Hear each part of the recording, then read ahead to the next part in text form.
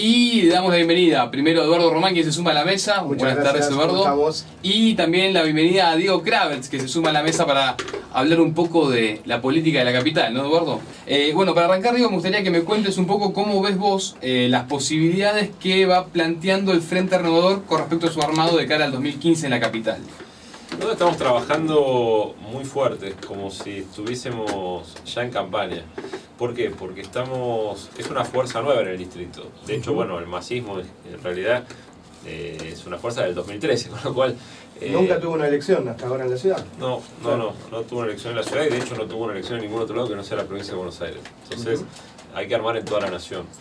Y en ese contexto nosotros lo que hacemos es tratar de articular a los grupos que ya venían trabajando con Sergio y sumar a grupos nuevos y darles una dinámica de trabajo conjunto. Entonces armamos una mesa territorial, una mesa de jóvenes, una mesa de mujeres, una mesa de profesionales, armamos mesas por comunas y nada, estamos contentos porque se han sumado gente del peronismo, gente del radicalismo, independientes, hay algún socialista dando vuelta por ahí, qué sé yo, hay un montón de gente nueva en la política, con ganas de participar y nosotros le damos, digamos, algún tipo de orden, charla, sentido, tiempo, sí. Nada, lo que nos gusta hacer a nosotros lo hacemos con muchas ganas. Diego, te recuerdo en una defensa encendida del gobierno de Néstor Kirchner, y digo esto no desde ninguna mala intención, sino todo lo contrario, porque seguramente a lo largo de toda una década han pasado cosas y esa situación que vos planteabas en ese momento se fue desvirtuando en tu análisis, ¿no? De lo que era el principio de esa época a lo que hoy tenemos. De hecho, hay varios dirigentes que participaron del proceso y que claramente se fueron alejando. ¿Cómo ves eso vos? ¿Cómo lo viví? Te puedo contar cómo lo viví yo. O sea, exacto. que por ahí es un análisis un tanto sesgado porque cuando uno hace sobre sus propios pasos, no es objetivo. Entonces, yo te puedo contar cómo lo sentí. A ver, a mí el kirchnerismo cuando empezó me convocó a un proyecto que era muy amplio. Que, primero tenía una agenda que era común a lo que nosotros planteábamos desde el 98 en adelante, que era, digamos, nosotros veíamos cómo Argentina iba a un proceso de desindustrialización y donde la organización social a partir del trabajo se iba desgranando. Y planteamos cuáles eran las principales, digamos, problemáticas o los principales motivos por los cuales esto iba pasando. Sí. Y lo planteamos en diferentes lugares y siempre teníamos las mismas discusiones y siempre fuimos muy claros. Para nosotros el tema de la ley de quiebras, el tema de la normativa de Basilea en materia de crédito, el tema de la forma de estar estructurada de los juegos comerciales. Bueno, había una serie de cuestiones que era, bueno, y la convertibilidad, por supuesto, y la entrada de importaciones en forma indiscriminada, era un cóctel que iba a llevar en algún momento a lo que terminó pasando post-2001, que fue la explosión final de un sistema que bueno, no da para más. A ver, pero para nosotros era algo común plantearlo. Lo va de una agenda de pocos de nosotros. O sea, planteábamos de algún sectorcito chiquito de las organizaciones sociales, de peronismo, qué sé yo, pero éramos poquitos.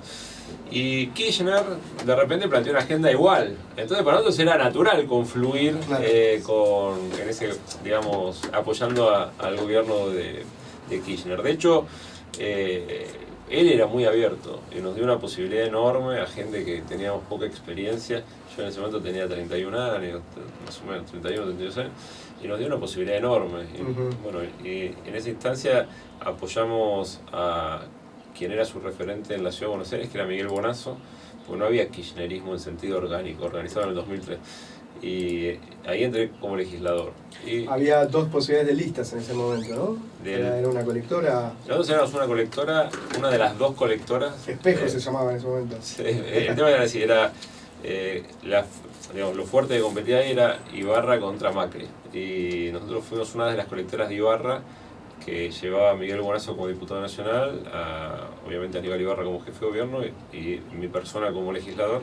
Y había la lista oficial, era Fuerza Porteña, que llevaba a Lozano, a Claudio Lozano como candidato a diputado nacional, bueno, Ibarra jefe de gobierno y Laporta primer candidato a legislador, y había una tercera lista que era Silvana Giudice, candidata a diputada nacional, y el primer candidato a legislador era Jorge Giorno. Y esa lista le fue también muy bien, por el número. Bueno, en ese momento hizo una cosa muy interesante en el cuarto oscuro y en el diseño de la boleta. Me acuerdo que había hecho el Ibarra más grande y le fue muy bien, fue una sorpresa total para todo el mundo. Porque 2003 estamos hablando. No, ¿no? 2003. ¿Cómo se llamaba el partido de Yerno? Partido de la Ciudad. Partido de la Ciudad. Y bueno, fue una elección que finalmente por suerte se ganó.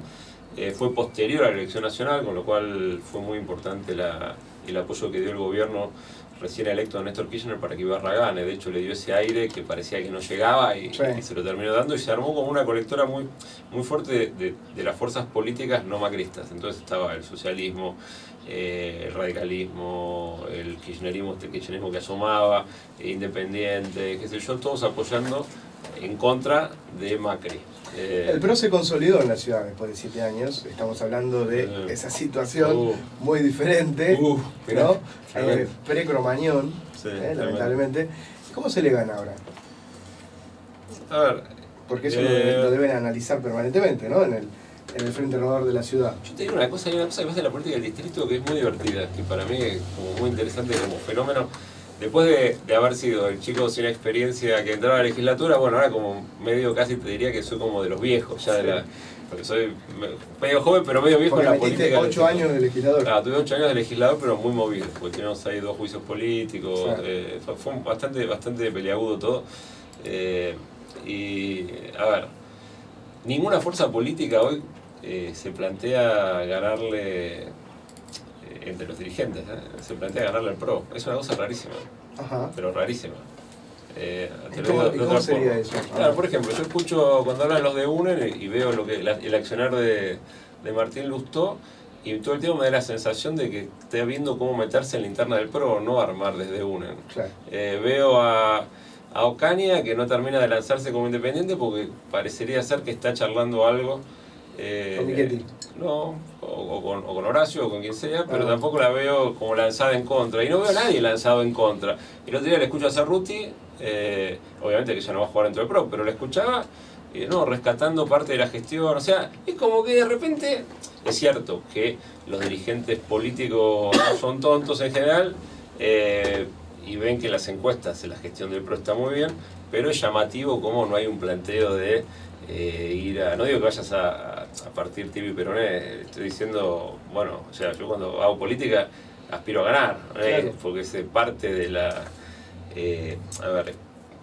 parte intrínseca de lo que es hacer política es ir por el poder. No hay una forma de hacer política excepto que seas el PTS que por ahí va para testimoniar algo y plantear una idea de la legislatura. Claro, pero plantear una idea de un sistema totalmente distinto, pero todos los demás entiendo que queremos ganar. Y nadie lo veo planteándolo en serio esto de ir a fondo, excepto nosotros, que creo que tal vez no se vea tanto, pero nosotros vamos a ir a fondo.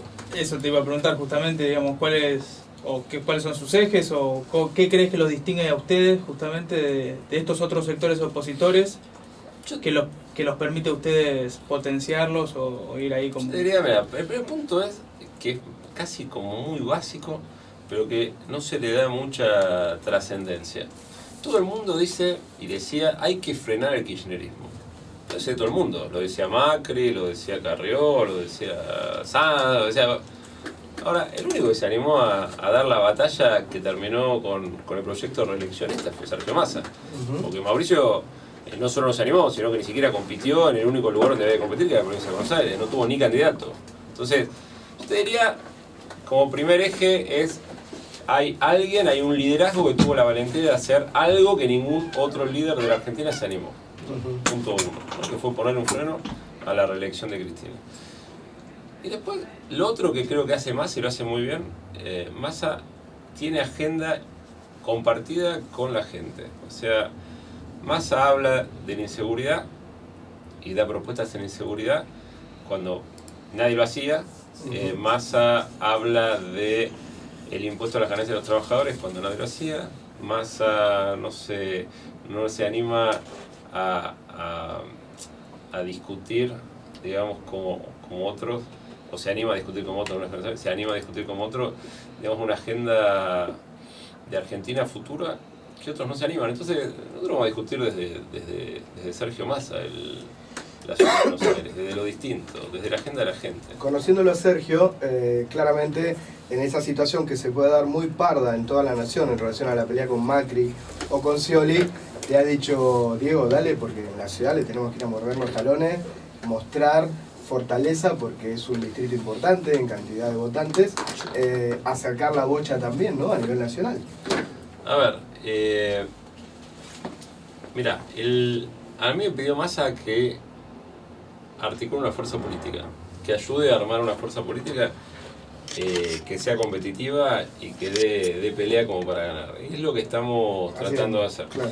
Le pregunté en su momento cuál era, porque mucho se habló sobre si podíamos confluir con el PRO.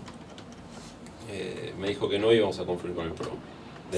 Claro, porque se venía de esa experiencia del año pasado. Exactamente. Con lo cual, bueno, nosotros lo que tenemos que hacer acá es concretamente plantear, digamos, políticas diferenciadoras, distintas. Esto quiere decir hacer, digamos, antimacrismo rabioso, no, pero sí plantearse políticas superadoras, sin plantear problemas, digamos, donde los vemos y no ocultarlos, como muchas veces pasa en la política del distrito, y sí plantear propuestas que mejoren la calidad de vida del vecino. Hay cosas que para mí son, y se lo dije a Massa en su momento, que son incontrastables, que mejoraron. O sea, para mí, honestamente, que soy vecino, he sido vecino toda la vida de Belgrano, hay cosas que han mejorado. En Villa Urquiza hay cosas que han mejorado. Hay los que caminamos a la ciudad, hemos estado en la Comuna 4, por ejemplo, en Parque Patricios, y mejoró. ¿Por qué? Porque el distrito tecnológico es mejor, o sea, ha mejorado la zona, claramente la ha mejorado, y fue un poco contento, no me pone mal decirlo aparte, me parece que está bien, está bueno, y creo que los bajos niveles están buenos. Hay una cosa que está muy bien, y creo que otra está muy mal. O sea, a mí me da mucha bronca lo que hace con la policía, por ejemplo, pero mucha bronca. ¿Por qué? Porque elige exprofeso los lugares menos calientes del distrito para mandar a la metropolitana. Y eso está mal, pero mal de verdad, porque el tema de la inseguridad, que se cobra vidas todos los días, no es una cuestión para especular desde la política. Entonces, cuando la ciudad, todos los vecinos, hacemos un esfuerzo enorme de presupuesto, de discusión entre las fuerzas políticas, para generar una fuerza nueva, distinta, formada en otro marco muy diferente al que se formó la Policía Federal, etcétera, y Macri lo manda a los lugares donde no van a combatir el delito, a mí la verdad que me da bronca. Gastón Aguirre estuvo ayer en un canal de televisión, es este chico que tenía antecedentes por delito, que fue conocido por el episodio con el turista canadiense. Estaba la policía protegiéndolo como corresponde en un Estado de Derecho por un supuesto linchamiento que pudiera haber, pero ¿había herramientas en la justicia para ir a detenerlo de oficio al presentarse en un canal de televisión? ¿Cómo ves ese tema? A ver, me parece que no. Creo que ahí lo que habría que mirar de vuelta, Sí. Y te lo tiro como una idea que estamos estudiando, cuando viste que acá en la Ciudad de Buenos Aires había edictos policiales y después existió y existe un código de convivencia. Sí. Una de las cosas que se cambiaron fue, y se sacaron, fue el tema del merodeo. Fue una figura muy discutida. ¿Pero por qué? Porque había un abuso policial por portación de cara. Que se usaba en la época de dictadura, claramente. Y después también, porque la verdad que la policía tenía una tendencia a abusar de la aportación de cara. No es que era una cosa que no pasaba. La verdad que pasaba y pasaba mucho. Ahora, y la averiguación de antecedentes a veces era casi un día, que te comías solo por portación de cara. Ahora, yo creo que cambió tanto, que me parece que ahí es donde yo miraría un poquito mejor. O sea, yo creo que habría que replantearse el tema de la averiguación de antecedentes, del merodeo, porque en definitiva este muchacho que terminó, digamos, de alguna manera libre de detención, fue porque, según la jueza que intervino en la causa, se lo detuvo por portación de cara. Y por eso anuló el procedimiento de detención. Sí, hubo tentativa, ¿no? Lo habían dicho, creo. No, el problema fue después. La tentativa es un delito que lo tienen que haber, o sea que por tentativa de robo por ahí se escarcela, pero el problema después fue que el procedimiento de detención por donde apareció la droga, que tenía 600 gramos de marihuana, se hizo a partir de que el policía metropolitano lo vio y sintió que el tipo andaba en algo, ¿no? Que fue después del robo, sí. O del intento de robo.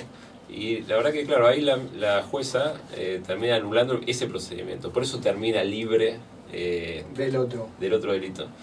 La verdad que a mí me parece que ya cambió tanto que me parece que vale la pena discutir de vuelta el tema del merodeo, me parece que vale la pena discutir de vuelta el tema de la detención por averiguación, me parece que vale la pena discutir de vuelta el tema de para qué sirven los juzgados de la ciudad. No tenemos una justicia en la ciudad que es tremenda.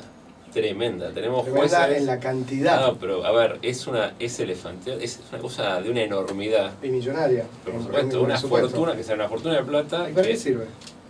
Pis y caca, le digo yo. Son jueces de pis y caca. O sea, tienen transferido los delitos penales contravencionales y te aseguro no se resuelve un tema. Sí. Un tema. A ver, cada vez que intervienen en un caso es para mal. Le agradecemos a Diego Kravitz entonces en la presencia acá en Urbana Buenos Aires. La verdad que un placer compartir. Vamos a compartir seguir, con ustedes. vamos a seguir. Sí, me encantó. Así que cuando ustedes quieran.